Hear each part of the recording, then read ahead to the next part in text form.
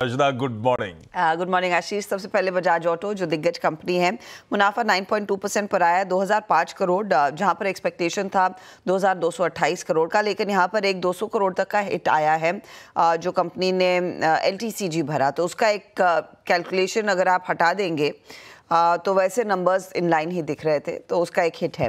Revenue करीब 22% बढ़कर आया है, 13,127 करोड़, 13,270 करोड़ का अनुमान था, तो वहाँ पर हल्का सा मिस है। EBITDA 2652 करोड़, 2700 करोड़ के अनुमान के सामने। मार्जिन इनफैक्ट इन लाइन आते हुए दिखाई दे, 20.2%, 20.4% का अनुमान था। तो ये रहा बजाज ऑटो का performance. EBITDA largely in line with estimates है और रेवेन्यू भी। LTTS पर नजरें रहेंगी, जहां पर मुनाफे में करीब 2% तक की वृद्धि देखने को मिले। 320 करोड़ का अनुमान, 320 करोड़ डिलीवर किया, 337 करोड़ का अनुमान था। डॉलर रेवेन्यू के फ्रंट पर करीब 4% तक की ग्रोथ है। $307 मिलियन तक की डॉलर रेवेन्यू कंपनी ने डिलीवर की है, $308 मिलियन का अनुमान था, तो ये इन लाइन आता हुआ दिखाई दिया है।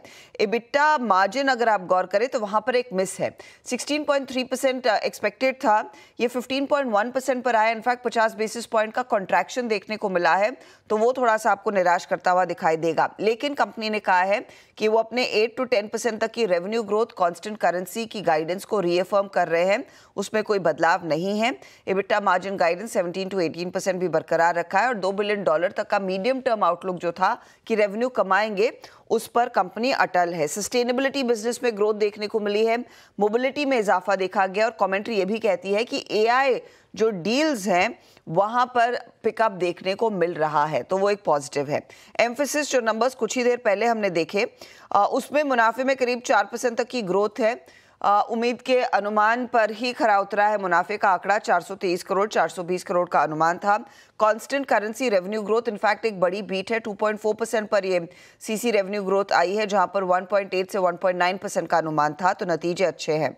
मार्जिन के फ्रंट पर भी एक्सपेक्टेशंस को मीट किया, 15.4% के मार्जिन्स कंपनी ने डिलीवर किए हैं। टेलीकॉम, मीडिया और साथ ही टेक्नोलॉजी में करीब 5.5% की ग्रोथ है और इनका BFS सेगमेंट में भी करीब 3% तक की क्वार्टर ऑन क्वार्टर ग्रोथ देखने को मिली है, अच्छी स्थिति है।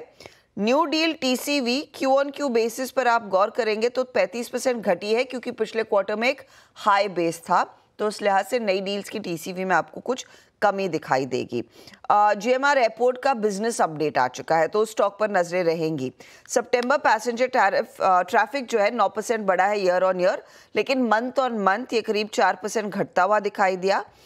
Domestic passenger traffic 7.5% year on year बढ़ा है, इंटरनेशनल पैसेंजर ट्रैफिक करीब 12% बढ़ता हुआ दिखाई दिया। Aircraft movement month on month 4% और घटे हैं, तो आपको जहन में रखना है। कोची शिपयार्ड इनफैक्ट अब सरकार ने तय कर लिया है पूरा 5% का ही वो OFS लेकर आएंगे, तो ग्रीन शू ऑप्शन भी वो दरअसल एग्जीक्यूट करने वाले हैं। आज रिटेल पार्टिसिपेट करेगा, कल तक नॉन रिटेल का हिस्सा करीब 2 गुना भरता हुआ दिखाई दिया था, तो वो एक अपडेट आ चुका है। अल्ट्राटेक कह रहा है वो आर्कोनम प्लांट जो इनका तमिलनाडु में है, वहां पर अपनी कैपेसिटी जोड़ रहे हैं 1.2 मिलियन टन प्रति एनम की, और टोटल कैपेसिटी फिर इनकी 156 मिलियन टन प्रति एनम पर आ जाती है। क्रिसिल के नंबर्स डिसेंट है, मुनाफे में करीब 13% का इजाफा, रेवेन्यू 10% बढ़ा, EBITDA 16.5% बढ़ता हुआ दिखाई दिया और मार्जिन्स में इजाफा देखने को मिला है। आप बीकाजी फूड्स पर भी नजरें रखेंगे आज। बीकाजी के केस में 53% स्टेक लखनऊ की एक हेजलनट फैक्ट्री फूड कंपनी है, उसमें लिया है, 131 करोड़ तक का इन्वेस्टमेंट है। अब इस पर्टिकुलर इन्वेस्टमेंट के जरिए कंपनी QSR सेगमेंट में उतर रही है, तो जो प्रीमियम बेकरी पैटिसरी बिजनेस है उसमें कंपनी अपने एक्सपोजर को बढ़ा रही है और बेसिकली अब कंपनी फोकस कर रही है हाउस ऑफ ब्रांड्स कैटेगरी में उतरने की, इसीलिए यहाँ पर ये इन्वेस्टमेंट आता हुआ।